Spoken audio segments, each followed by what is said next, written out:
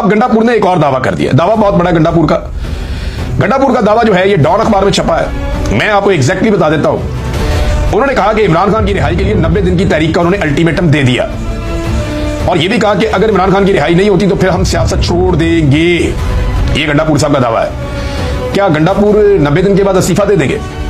मैं आपको बताता हूं, 90 दिन के बाद अगर इमरान खान रिहा ना हुए, ये किसी और के खाते डाल देंगे। फलाना अगर ये ना करता तो इमरान खान छूट जाता, फलाना अगर निकल आता ना तो इमरान खान छूट जाता, ये वाली चीज अगर ना होती तो इमरान खान छूट जाता, अगर इमरान खान फलां जगह पे रुकने का मान लेता तो इमरान खान छूट जाता, अगर इमरान खान इस एहतजाज को डिले कर देता और ये कह देता कि हम इधर नहीं जा रहे तो इमरान खान छूट जाता, अगर सोशल मीडिया को पट्टा डाल दिया जाता तो इमरान खान छूट जाता, अगर फलानी चीज कर दी जाती इमरान खान ये वाली शर्त मान लेता तो इमरान खान छूट जाता, अगर अलीमा खान की जुबान बंद रहती तो इमरान खान छूट जाता, अगर इमरान खान के बेटे ये ना करते तो इमरान खान छूट जाता, अगर पीटीआई फलाने मुल्क में एहतजाज ना करती तो इमरान खान छूट जाता।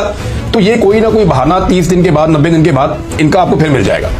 बेशुमार बहाने हैं जो बहाने लगाने के बाद ये 90 दिन भी ये गुजार लेंगे। जैसे ये हुकूमत गिन गिन के दिन गुजार रही है ना, वैसे ही खैबर पख्तूनख्वा की हुकूमत भी गिन गिन के दिन गुजार रही है और वो इस वक्त इक्तदार के पूरे लोशे और मजे ले रहे हैं। जबकि इमरान खान जो है वो 700 दिनों से ज्यादा हो गए हैं, वो जेल के अंदर बंद है और उसके सर पे एक ही धुन सवार है कि मैं इनसे नहीं हारूंगा।